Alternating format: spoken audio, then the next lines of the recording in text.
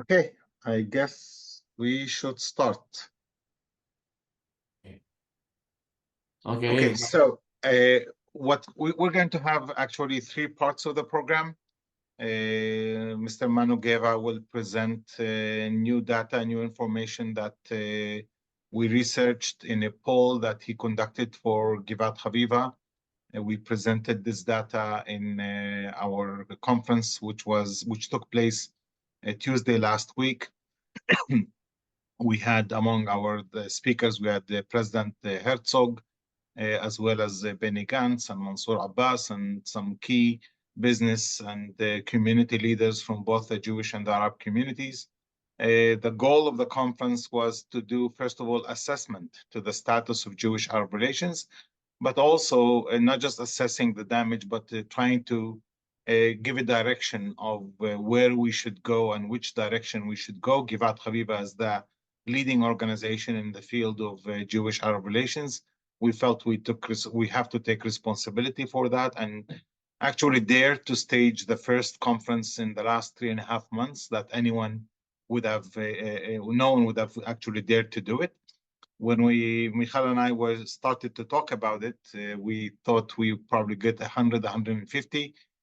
Physically, we had about 380 people, and we had about 600 that were on live stream and that listened to it on live stream. We also, if you are interested, we also have all of the program on our website. We have it also, some of it is with English translations, made it very easy and simple. And there's also a summary on the website of Givat Haviva.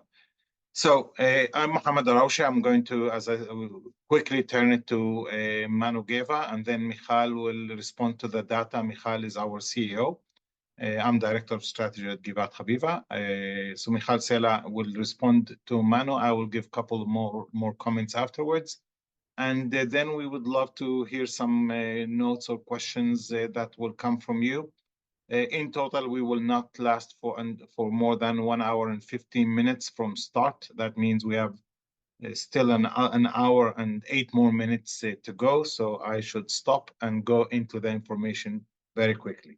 Manu is going to speak. I think Adi CD is assistant research, director of research or something of that nature at Midgam Institute. I think Manu would present him much better. So No, they're going. I'm sorry. A DCD will present the presentation, but I want to present myself. My name is Manu Geva. I am a founder and CEO of Midgam company, which was founded 30 years ago, and a DCD will present the presentation. Good luck, Adi. Thank you. And Sedi, I would like just to ask you to give Adi the ability to share screen. I'm able. You have it. Wonderful. Very good. Go ahead, Adi. And everyone, please be on mute during the initial presentation. I'm glad to be with you here. I will present the presentation about the surveys that we made to Givat Haviva. It's a survey about the attitudes on Jewish and Arab coexistence and the shared society in the context of the current crisis. Of course, we made the fieldwork just in the end of 2023 and the beginning of 2024. We interviewed more than 600 respondents from the adult Jewish population of Israel, and more than 400 respondents who are a representative sample of the adult Arab population of Israel. And we made the survey with a panel, internet panel, and telephone interviews. Together, we shared both combination of online and the panel. So let's start with the data that we collected, and we have in almost all the data is you can see Jews and Arab society. So we start with the question, as I said, do you accept or reject the definition of Israel as a Jewish and democratic state? that provides full equality to all its Jewish and Arab citizens. And you can see that there are quite different results. The Jewish, more than 60% think that they accept this definition. In the Arab society, there are like 40% that accept and 40% that reject. They think that Israel is less Jewish and democratic states that provide full equality. Okay, we also try to see who are the populations that thinks in the Jewish community. We can see that men, those of age 75 plus, and those who identify as secular, they think more than the others.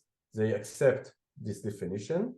And if we are talking about the political point of view, you can see that only 55% of those on the right accept this definition, and 74% of those on the central left think that. Okay.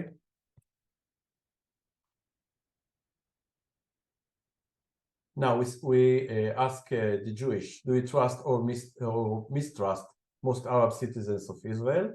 And we ask the same question to the Arabs, but do you trust or mistrust most Jewish Israelis? The Jewish, only 34% trust the Arab citizens, and 50% of the Arab society trust the Jewish. Quite different results. In the Jewish community, the total of who are mistrust are 70% on the right, on the political point of view. What we can conclude from here is that the right are quite mistrust the Arab society, and from the other side, the Arab society, they are trust the most of the Jewish citizens. Now we asked only the Jewish, which of the following best reflects your views? And we can see that 42% said that the state should invest however much is necessary in the Arab community in Israel to reduce gaps between Jews and Arabs, citizens of Israel. Only 23% said that the state should invest in Arab citizens of Israel less than the Jews.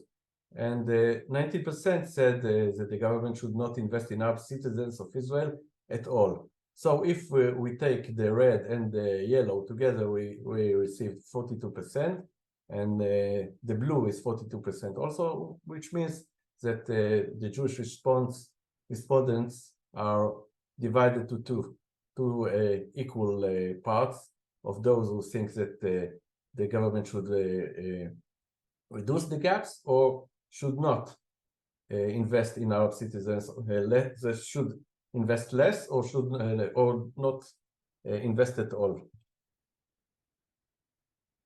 We looked at the political point of view, and we can see that 68% of those of the central left want the government to reduce the gaps, and in the right, only 29%.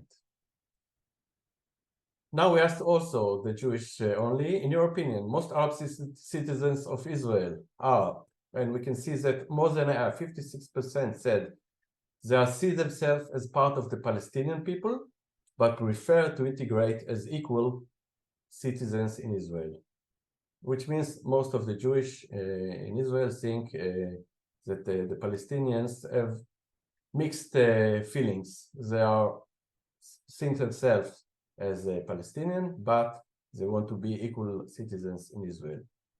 23% said that the Arab citizens of Israel see themselves as part of the Palestinian people and are uninterested in integrating in the state of Israel. And only 14% think that the Arab citizens of Israel see themselves as the part of the state of Israel and wish to integrate as equal citizens. But the greatest part, or more than half, that they have mixed feelings about their place in Israel. Now we will have some questions about what happened in October 7 and afterwards.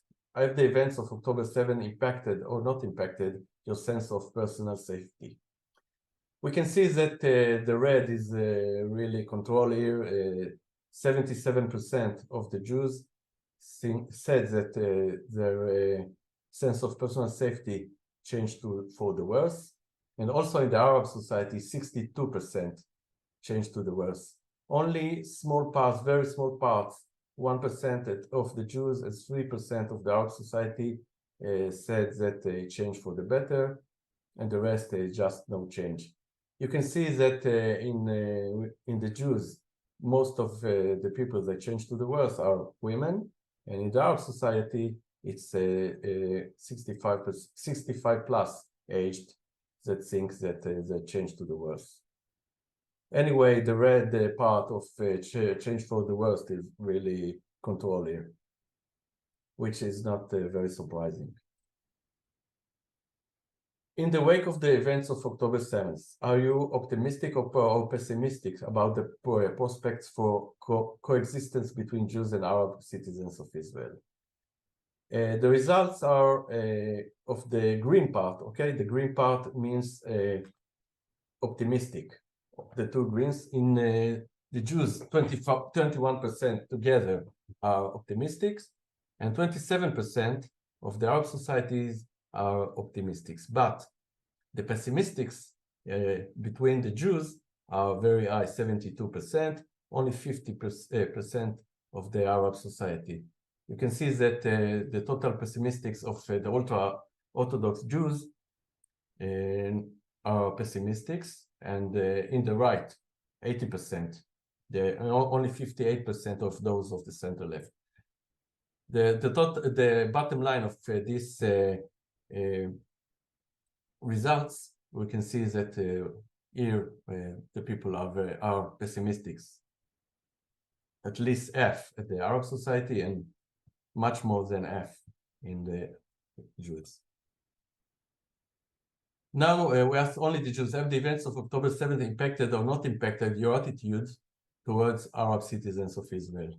And we have here again 56% that said change for the worse, only 4% change for the better. We asked the same question to the Arabs, have the events of October 7th impacted or not impacted your attitude towards Jews? And we have here 49% that said no change. The Arab society didn't change their impact. They are not impacted. They didn't change their attitudes towards Jews.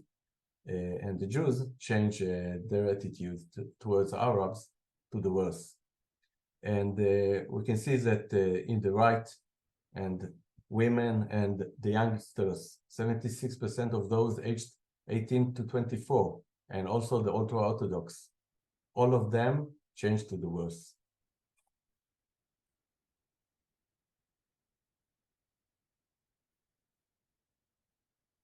Now we ask the Jews, did the events of October 7th impacted or not impacted the frequency of your visits to shopping centers, recreational activities in Arab towns in Israel? And the Arabs, we asked, did the events of October 7th impacted or not impacted the frequency of your visits to shopping centers or recreational activities in Jews' town? And we can see that between the Jews, half of the interviewees said that it's not relevant, we don't tend to visit anyway.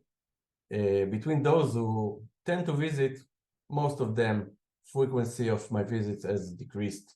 Only 1% frequency of my visit has increased.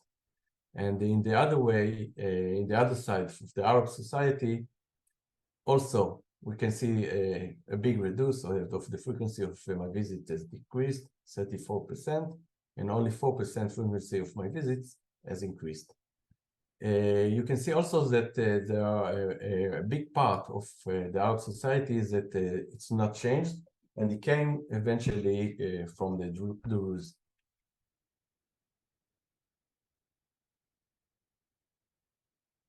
Now, as the Jews, since the events of October 7, do you feel a difference or not feel a difference regarding manifestations of hostility from Arabs? And we asked the Arabs the same questions about the Jews, and you can see that the results are quite similar. 38% from the Jews and 34% of the Arab society said that it's increased somewhat or greatly. Only 6% in both populations said it's somewhat or greatly decreased. The difference is that in the Arab society, we have a big part that says it really don't know. And in the Jews, they said that it didn't change.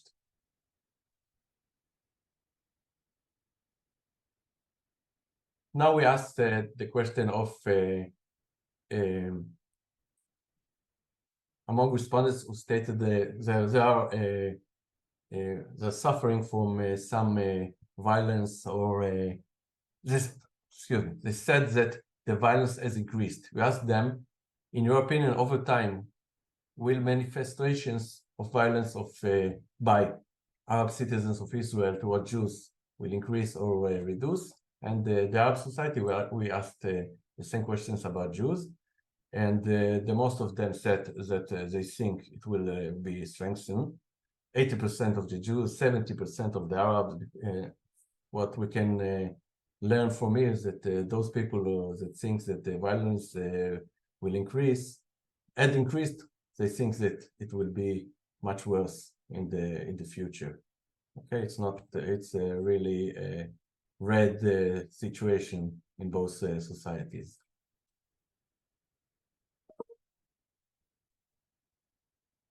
Now we ask, to what extent do you agree or disagree with each of the following sentences?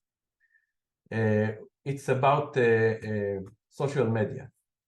We ask from the left side, the messages being shared in Hebrew on social media spread hate primarily against Arab citizens of Israel. And the Arabs that we asked are more agree with this sentence, like 38%, and the Jews only 25%. When we asked the question, the messages being shared in Arabic on social media spread hate primarily against Jews in Israel, the Jews said 72% agree, much higher than the 38% of the Arabs about themselves, and the 23% of the Arabs that asked about against Jews in Israel. So the most important data here is the 70% of the Jews that thinks that the messages being shared in Arabic are spread hate primarily against Jews. So far, there have not been clashes between Arab citizens of Israel and Jews on Israeli soil during the course of the war. In your opinion, which of the following best explains the reason why? You can see that in the blue, the Jews, 50% said it's concerns over the police response.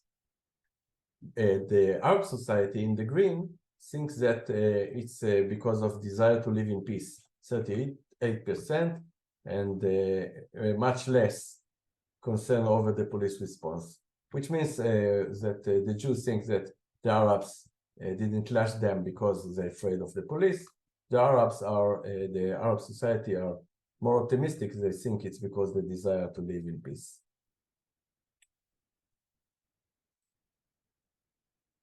For each of the following points of interaction between Jews and Arabs, state whether, in your opinion, these points of interaction improve or weaken the relationship between Jews and Arabs. We have here four points of interaction: in the workplace, further education institutes, politics, and social gatherings. You can see that the politics, also in Jews and also in Arab society, the greens are very low, which means it's not will improve, not strongly and not somewhat improve, but the red is very high. It will strongly weaken, especially in the Jews. 49% think that the politics will strongly weaken the interaction between Jews and Arabs. What will improve the interactions? The workplace and the further education. And after that, the social gatherings. All of them are higher in the Arab society, more than the Jews, that they are less optimistic about these points of interaction. You can see that in every point of interaction, the greens of the Arab society is higher than the Jews. Now we ask, would you be willing or unwilling for you or a member of your close family to have a friendly relationship with Arab citizens of Israel or Jews in each of the following areas? You can see also here the green that means I willing now is higher in the Arab society more than in the Jewish, and the red is higher in the Jewish more than in the Arab society. The most the higher results are in a shared workplace and studying together in university. Children activities and friendship is lower, especially in the Jews. Now we asked the interviewees that working now, they are employed of companies that employ both Jewish and Arab citizens of Israel. We asked them, in the wake of the events of October 7, are you concerned or unconcerned about working with Arab citizens of Israel or with Jewish? You can see that only 16% of the Arabs are concerned about working with Jewish, and only 1% said it's greatly concerned. But in the Jewish, 36% said that they are concerned about working with Arabs. Anyway, 77% of the Arabs and 62% of the Jewish are unconcerned about continue working together. This is a quite optimistic point of view regarding the other data that we saw until now. Do we support or oppose the participation of an Arab political party in the governing coalition? You can see that more than half of the Arab society think that they are support this participation of the Arab political party, but 62% of the Jewish said that they are opposed this participation of the Arab political party. As you know, there was a Arab political party in the former government of Bennett and Lapid, but in the current government there is none.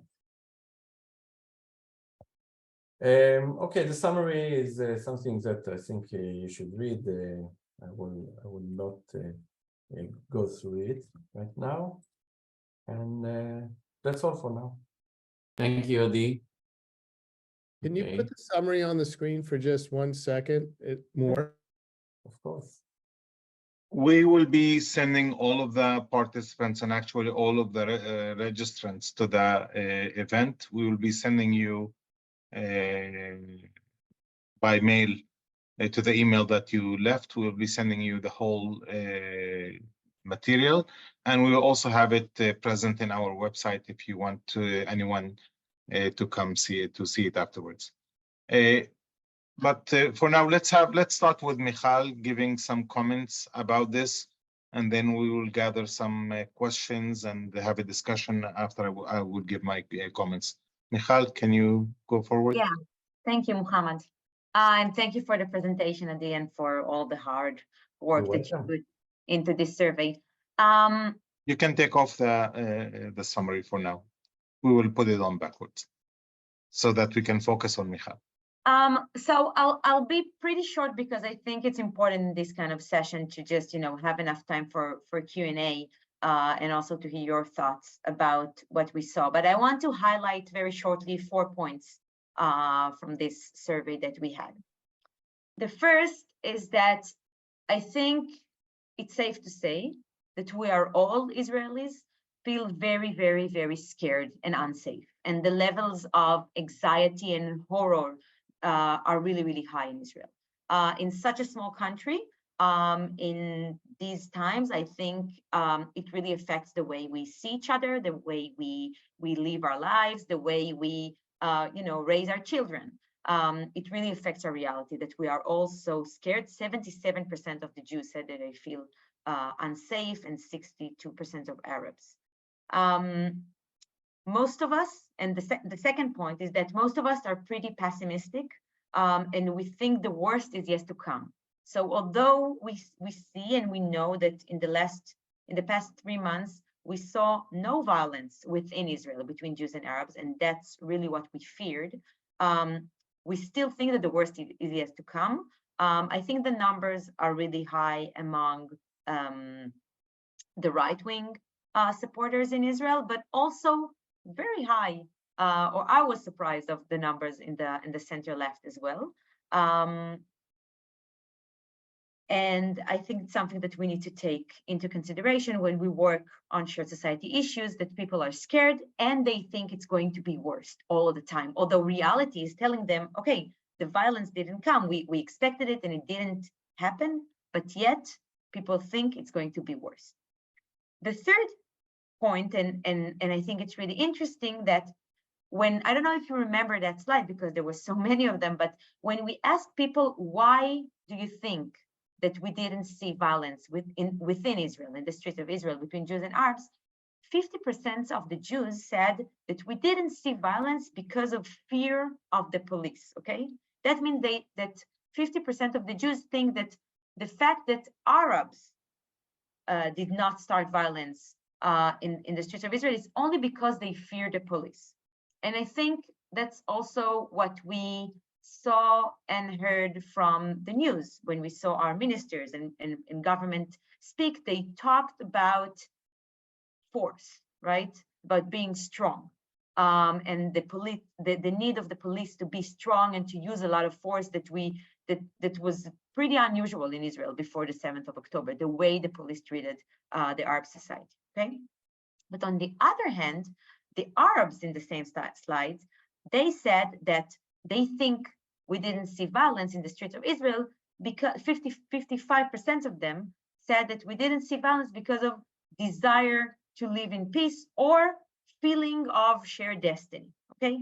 So it means that the two societies really don't get each other. They really don't understand each other. The Jews think that the only reason that we didn't see violence is fear of the police, which is a very, pessimistic reason for a society to not be violent, especially in time of need and time of crisis.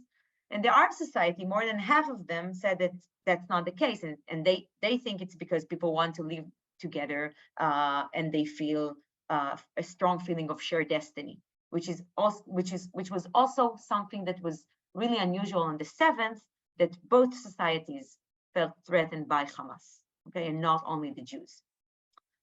And the fourth point, and I think it really ties all points together, is that one of the only points of optimism in this survey was that in this reality, Jews and Arabs alike think that interactions between them or interactions between the two societies or the two groups brings positive effects.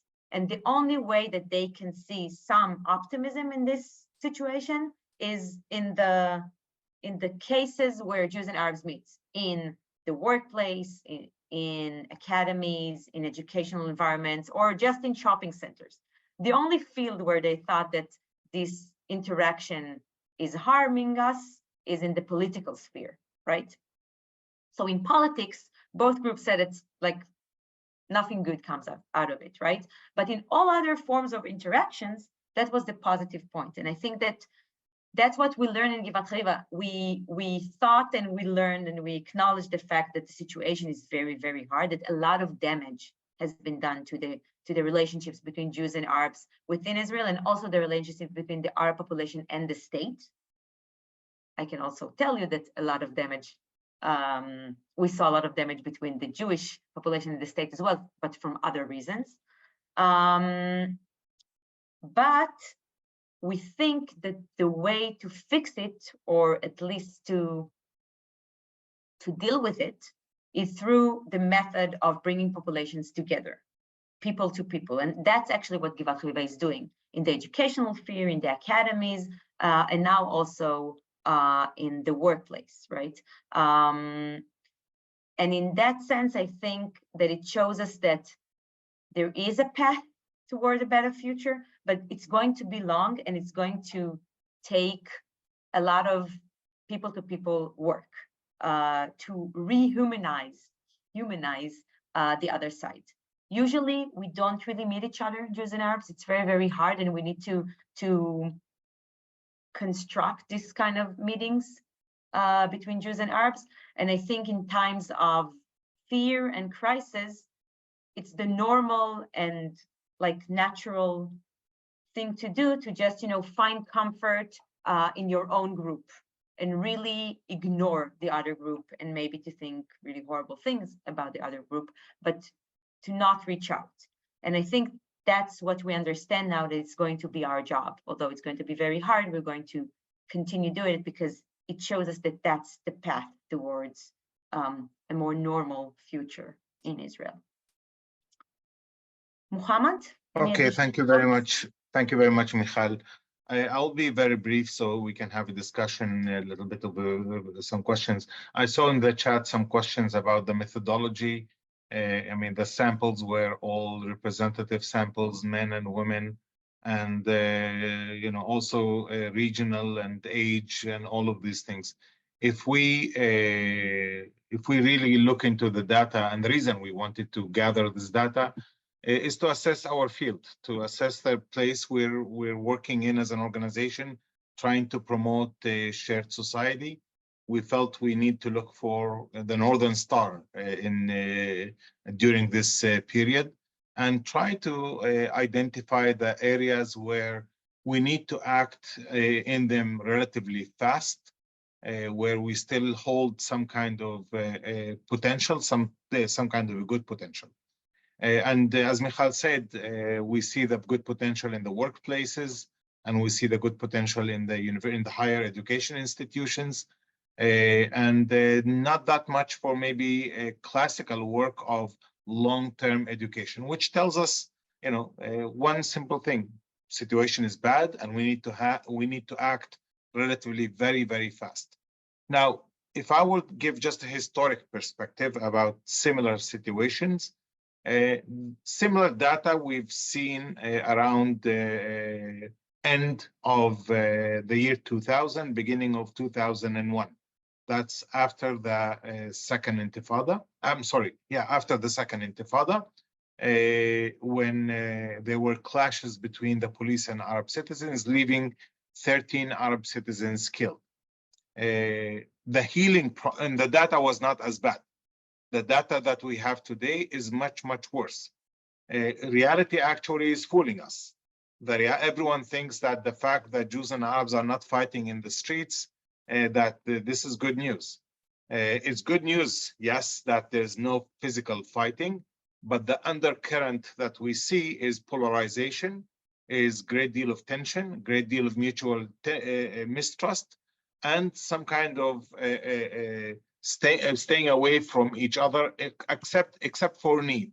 So students need to be at universities, people need to be at the workplace, but when you give people the choice, they're choosing not to engage with each other. And that's why our organization, which specializes in what we call engineering encounters between Jews and Arabs, we need to engineer much more.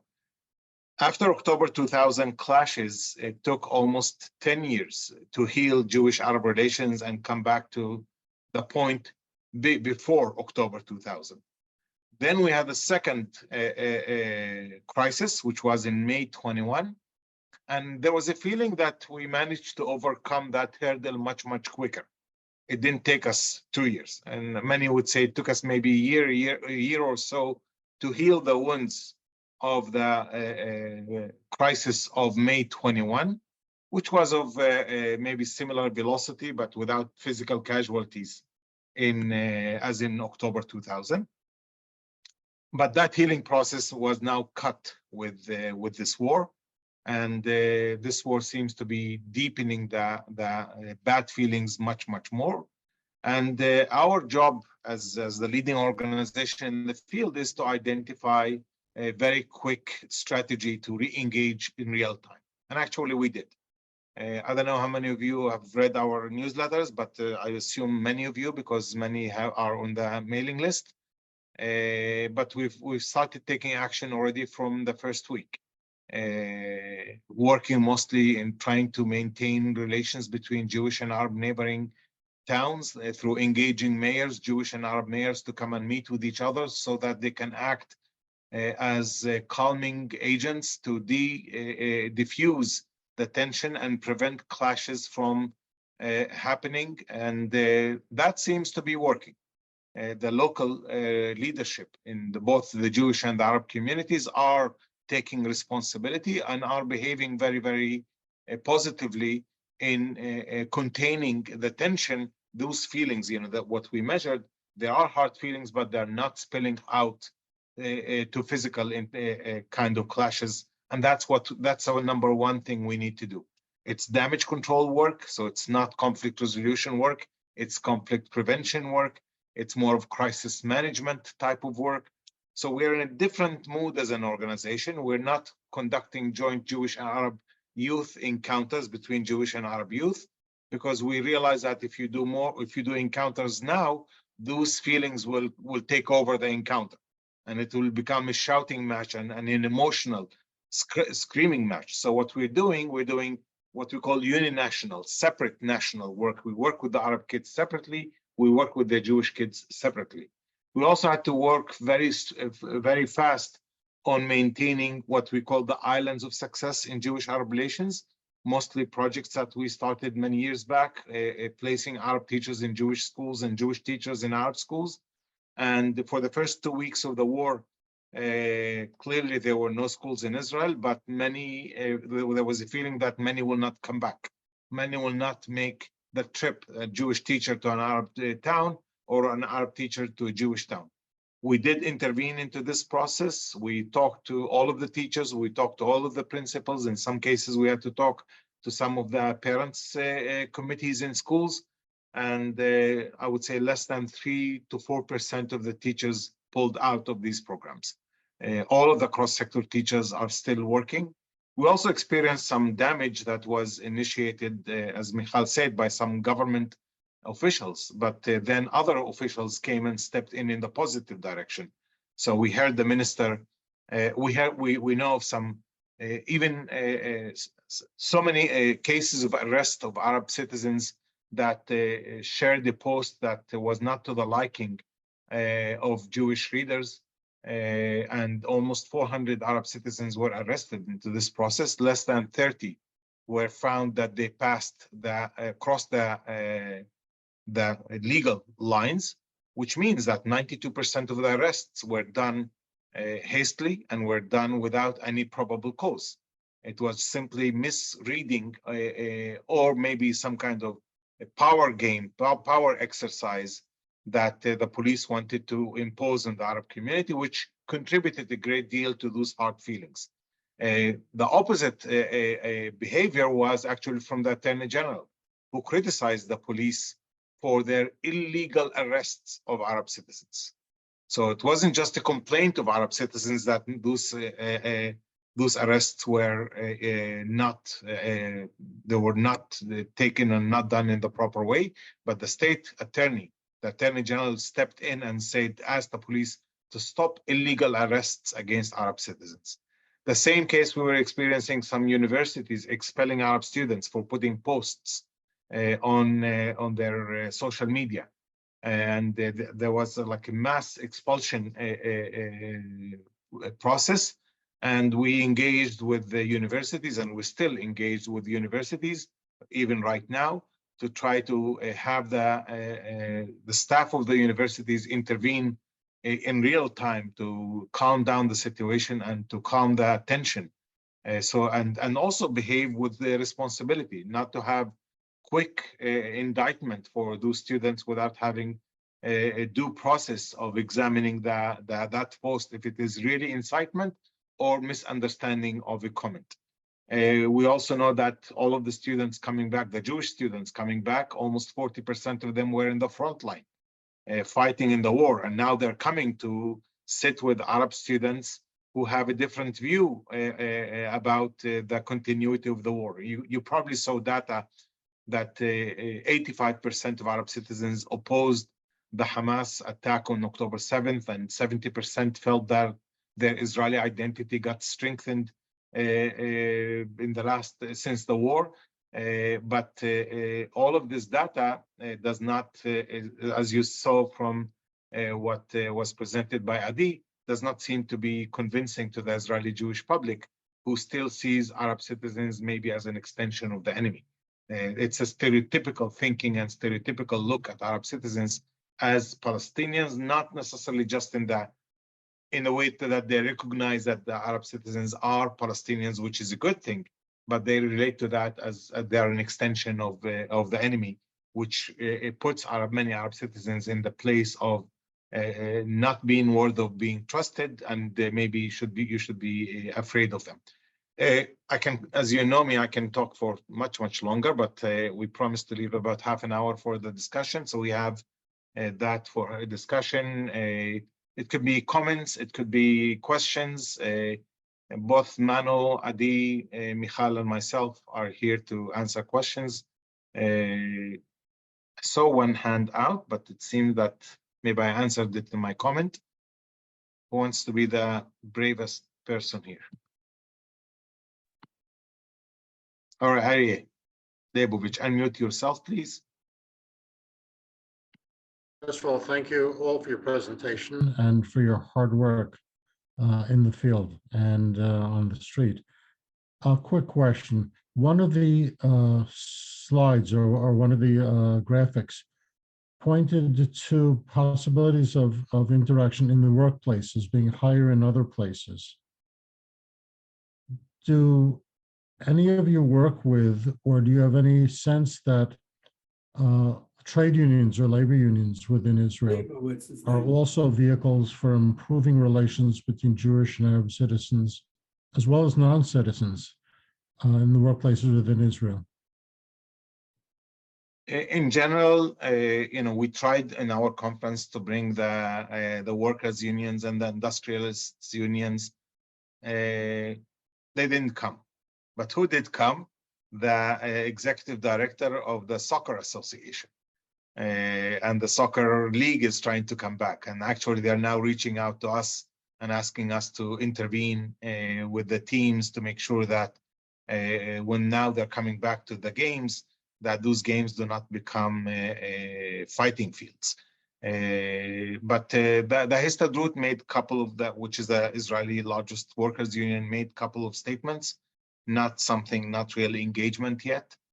But we're trying to engage with those unions as much as possible. But I would say that the results of that you see in the survey are mostly coming from already successful workplaces, such as the medical field. During regular times, the percentage of Arab employees in the medical industry is about 30%. During wartime, it jumps to 40% because Jewish Israelis get recruited to the military, and almost 40% of the medical staff in hospital today are Arabs. That's an area which is standing out very, very dramatically during these days. I saw Phil Lyons that raised the hand. Yeah, I had put some questions in, but I'll basically repeat what I asked. On another program that I heard from a very well-placed person from our government, I was astonished to hear that there are no pictures shown on Israeli television of the war in Gaza and the sort of pictures that we see, pardon me, nightly here in the US. First of all, I found that both surprising and disturbing, but I'm curious if any of you have a sense, whether it's social media or whatever, of how widely known on the part of the population, both Jewish and Arab, of the extent of this killing that's going on. And my second comment about that, which I frankly also find disturbing, is from what we read in the papers here or see in the news, there's protests by Israeli Jews about the conduct of the war only in the sense of wanting to get the hostages back. I've seen nothing, no protests about the level of killing that is basically going on in the names of the Jews in Israel. So any comments on all of that would be helpful. Michal? I can comment on that.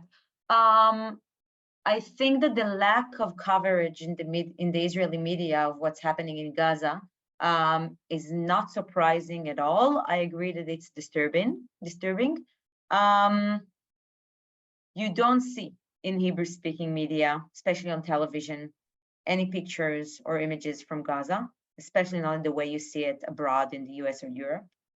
If you read Haaretz, you will read about it in Haaretz. Usually, it won't be on the front page or or the first story when you use the app or reading it online, but you will be able to see something about it, especially the numbers every day. So Haaretz will give you the numbers of the health ministry in Gaza every day. But most of the knowledge that I get about what is happening in Gaza, I get it from the English-speaking media. So I get it on CNN or in the Times or the Guardian. And I have to say it's a very Israeli thing. So it's not the first time that you can't really get any knowledge about what's happening in the other side. That's another huge gap between the Jewish citizens of Israel and the Arab citizens of Israel, because Arab citizens of Israel are, also reading and listening and seeing the news in Al Jazeera, for instance, or any Arab-speaking channel or news site. So they are tuned into what's happening in Gaza, and I think it's a huge gap between us when you talk to each other, and it's a huge difference in the way it caused like a huge difference in the way we experience reality and understand reality. About the demonstrations, of course, the hostages is like the #1 priority in Israel. You do have some smaller demonstrations where dozens to hundreds of people are calling for ceasefire, but it's not very substantial. And actually, it's part of the same thing that we talked about, about the media coverage, because the fact that the media is not covering these demonstrations is also causing them to be smaller and less relevant to the Israeli public, eye. Josh? Yeah, I had a question. Hold on one second. About the very first slide in the presentation about the definition of the state as Jewish and democratic, providing, what does it say? Providing full equality to all citizens. And was that really about the practice of the state or the definition of the state? It says, do you accept the definition? But it seems like I can't tell what the answers are really responding to, because it's just, I wondered if you could clarify that. If I would, if I would dare to try to clarify that, Josh, I would say that it's more about the definition of the state. I think that what we're seeing is that more Israelis are challenging the democratic nature, and they care less about the democratic nature, and they want more the Jewish nature, and more Arab citizens are opposing the Jewish nature, and they want more democratic. Actually, the Arab community is more split. In the past, the acceptance of the Jewish nature in the Arab community was much bigger So you would probably see that higher. I think it's more, the reason we ask this question, because this is a question that is often asked when you ask the question in Jewish-Arab relations. We're seeing a reduction in the Jewish community when you combine the word Jewish and democratic, which means that more people want only the Jewish nature to prevail. In the Arab community, you're beginning to see this discourse, this dialogue, that they're beginning to dare to express less support and acceptance of the Jewish nature of the state. Miriam, you were online. By the way, I just named my daughter Miriam. Oh, A granddaughter. beautiful. Thank you. It means I owe you a meal in my culture. So. Oh, cool. I'm ready. Lucky you. As some of you know, I'm at New York University, and I'm very involved in education. And I'd like to know more. There was a question on the survey about people's view of contact within educational institutions. And I'm sure a lot of you know that right now there is enormous unrest within American and European higher institutions of higher education. And I wonder, in terms of exchange, in terms of how this affects education and contact in the Israeli and context and in the Arab world, what effect do you see? What is going on, and what can be done from our end to help rebuild trust and mutual understanding? Because I also find enormous ignorance on both sides.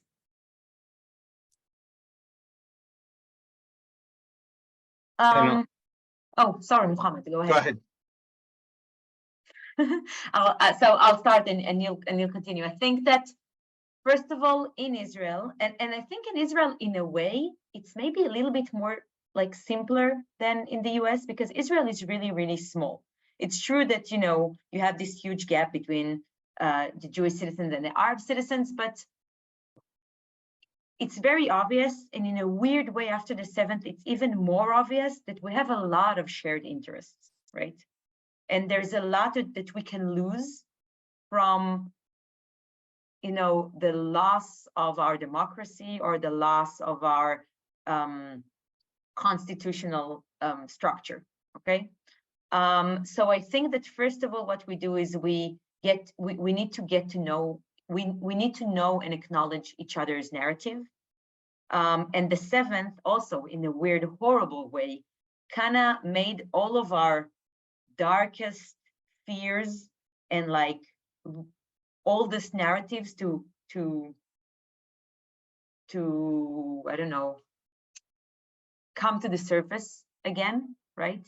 So all the Jews are talking about a Holocaust-like experience, and the Arab citizens are talking about a second Nakba and the fear of Nakba experience. So I think it's very important to acknowledge these fears and to understand how deep our narratives are, and how important they are in our culture, in our identity, and also how they affect the way we act. And second, to understand that although we have those narratives and these, ancient fears, which are still relevant, I'm afraid, the only way that we can live here safe is living here together. And our safety is connected to each other, right? We cannot get safety, we cannot get reinsurance that we can live here and we can raise our kids here if we will not trust each other. There's no way to reconstruct this reality. It's the only way we can understand this reality.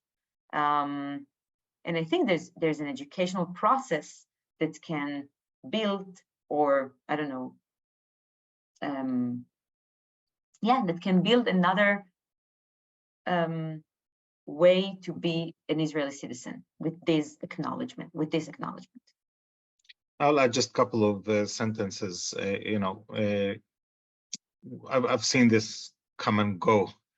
also in academic institutions. And we have seen, when tension builds up to these levels, you want to avoid what we call narrative or identity debate type of programs. Because in these type of programs, what the maximum you get out of is agree to disagree.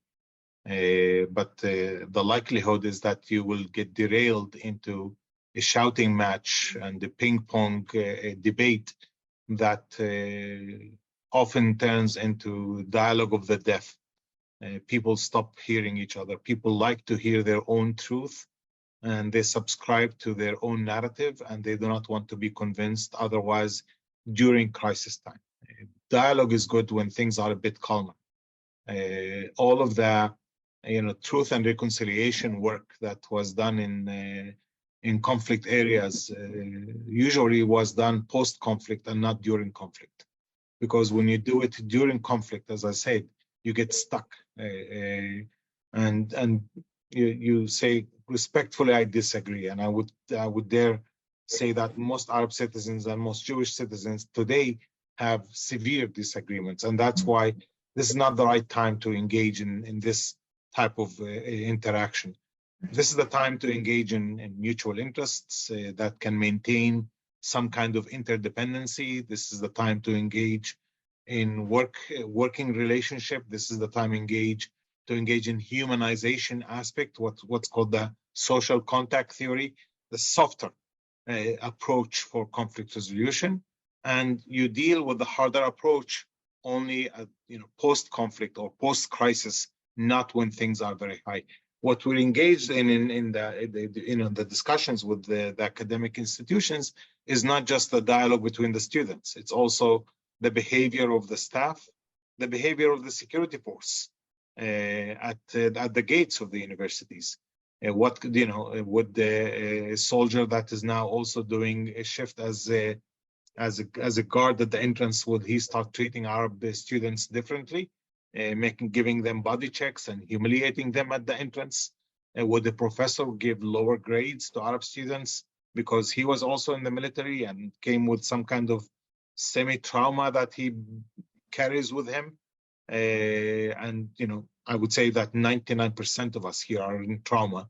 But how do we behave based on our trauma, or do we control it and not allow it? You see from the poll that it's there, that the people are angry, frustrated, full of emotions. We can't heal society that quickly. I think time will heal much faster.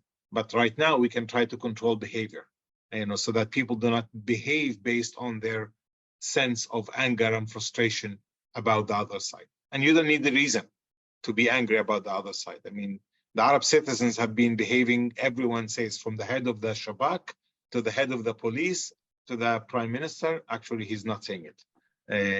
But the president, the Arab citizens are behaving with great deal of sense of responsibility. But obviously, it's not convincing argument to Israeli Jewish public. It's convincing maybe to some decision makers, but not to the public. And the best proof was that with the budget cuts that the government initiated this week, they cut 5% across the board of all the government budget, but budgets that are directed towards Arab citizens, to Arab municipalities and Arab education were cut by almost 25%. And the public let it go, and the political scene let it go, which will make the reality of Arab citizens much, much more severe than the way it was before. And these were programs that have already been pre-approved, which means that municipalities will not be able to attend to the basic needs of the population. The roads will get much dirtier, education will be worse, housing will be much of a problem, poverty will get deeper, and crime rate is going to probably go higher. I mean, just in 2023, crime rate more than doubled in comparison to 22 in the Arab community. And now we have basically no budget to keep kids in afternoon activities, and they will be filling the streets, being basically guns for hire. Mark? Hi, everyone. Hi, Mohammed. Nice to see you. I'm curious. I mean, I think that you are doing absolutely the right thing in terms of toning back the direct contact among youth, and I think that exactly what you said is probably correct. That in this acute time, working separately is probably more effective. With, and you just spoke about funding, so it's a challenge, of course. I think that there's an opportunity, and I ask first, how active is Givat Haviva in the media? And is that an opportunity? Because I'm often struck when I have Israeli Jewish visitors in the United States that are left-leaning, and that unfortunately is getting smaller. They're unaware of what Givat Haviva is doing, and I'm wondering like how prevalent or how wide the knowledge is of the important work that Givat Haviva is doing, and is there a role for more? I don't know if we're seeing advertisements on media showing Palestinian citizens of Israel being all of the doctors, showing Palestinian or Arab and Jewish kids together in college, talking about the programs. I think we are often preaching to the choir. It's the same group of people that are on these calls, the same group of people that are doing Shalom Achshav in Israel and doing Peace Now here. Are you trying to get out the word to those other people that need more financing? I think I think it's a really good question, and we're talking about it all the time. So I think that part of what we did in this conference, and the fact that the president was there and Gantz was there, was basically doing that. So affecting the public discourse, and also making people know that Givat Haviva's conference is a thing that they should be aware of. And it was also a safe space. I think for the first time, a lot of people said it for the first time from since the 7th, it was a safe space to talk about these issues, especially for Arab citizens. So, for instance, Gantz's speech on our conference made it to Channel 12 main news, and in all other, media outlets. And I think another thing that we're doing, and that's really important in that sense, is we're not buying commercials because that's just too expensive for us.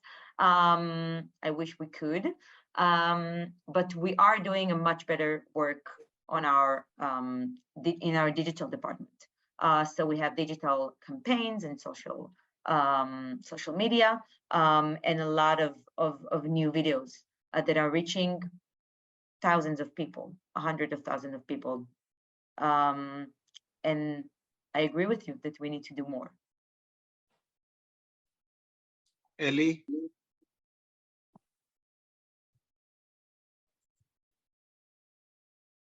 I think you're on mute, Eli. He's trying to unmute himself. Can you? Sadie, can you help me? unmute him? Oh, Yes, you're on. I'm muted. Thank you. I'm here in Tacoma, Washington, and I've taught sometimes in Europe. And there's a phenomena out there with the younger generation that might be a place to work.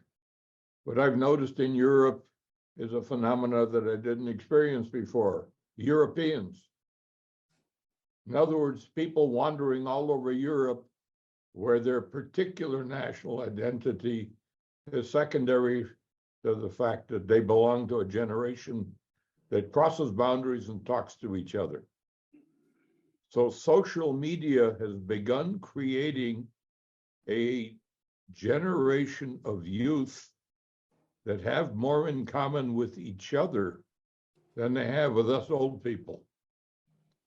And that is almost irrespective of boundaries.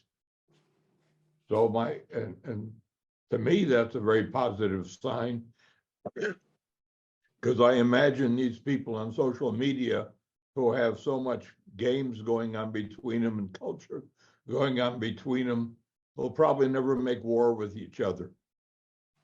Doesn't fit. So my question is there a phenomena or is there a direction where social media might be a way of bringing people, generations and other people together across boundaries that almost all the other things the survey looked at had more fences than openings? And By the way, reflects what Mohammed was talking about in social contact theory. The proportion of social contact via social media is higher than almost any other medium. We don't talk to each other much anymore. We're busy sending messages. So I thought that there may be a direction of hope in that area. Well, thank you, Eli. Indeed, we recognize that potential, and we're beginning to use social media as an educational interaction place. If you compare the number of people that we were reaching in the year 2021, we were reaching about 400,000 people. In the following year, we were talking about in 2022, we were at 4 million people that are interacting with our social media. And in 23, I still don't have the data. I don't know, Makbula is our digital director. She's with us.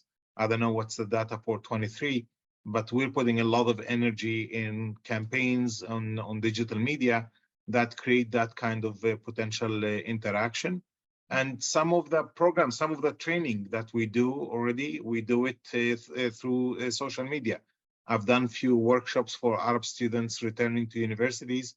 Many of them were considering not going back to Israeli universities, to trying to basically have a session with them, to have them try to understand the environment they're going back to, especially first-year students, and especially Arab women with, head cover that were afraid that their physical look will attract some violence against them, and they will be sitting ducks inviting violence against them. So we're using the digital means more to do that. In a way, it's allowing us to reach larger audiences, but it's more superficial type of interaction. The physical interaction, the classical projects of Givat Haviva, you bring kids, they spend 3 days together, they sleep in the same dormitories. One snores, one doesn't, one have a toothpaste that borrows, the other borrows it. Those kind of small things allow the humanization much, much more than through social media, which is just dry interaction and very superficial interaction.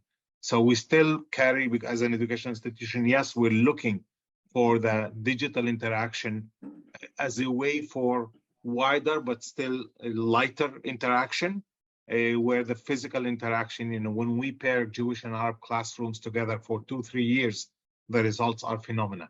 Those kids never go back to racism, never go back to stereotypical thinking. But if it's a 1 or 2 or 3 or 5 or 10 times interaction over the internet, then the results, the impact fades away very quickly. Now, I promise that we only have an hour and 15 minutes maximum, which means we have 2 minutes to go. In these 2 minutes, I wanted to, first of all, thank Manu Geva and ADCD for joining us. Thank also our past chair, Michael Blechman, honorary chair, and Elaine, who are sitting probably on the porch enjoying the sun in upstate New York. And good to see you, Michael and Elaine. And I want to ask you, Michael always reminds me that, whenever we meet people, we also don't say just goodbye, but we need your support, we need your help, we need your financial support, we need you to write about the work of Givat Haviva. Make a small donation as much as you can today. Go to the donate button that Sadie will send to you, together with the slides show that we presented to you. There will be attached to it a donate button. Don't just keep it to yourself, share it with others with a small recommendation. You've seen now that our work is cut out for us.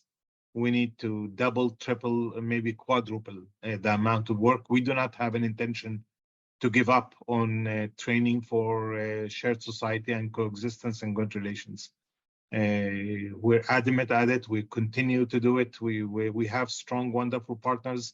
I mentioned Rebecca Katz from the UJA Federation and few other donors, the French Association, the Dutch Association, the German Association. We have people here from different Friends associations around the world. Everyone is committed to continue the work, and we ask all of the participants today to be part of it. So thank you very much. Michal, you want to say last word?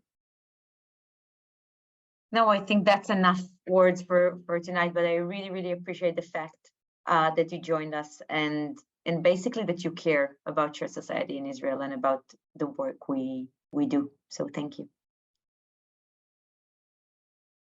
Good night. Bye, good night. Thank you all. Night. Thank you so much.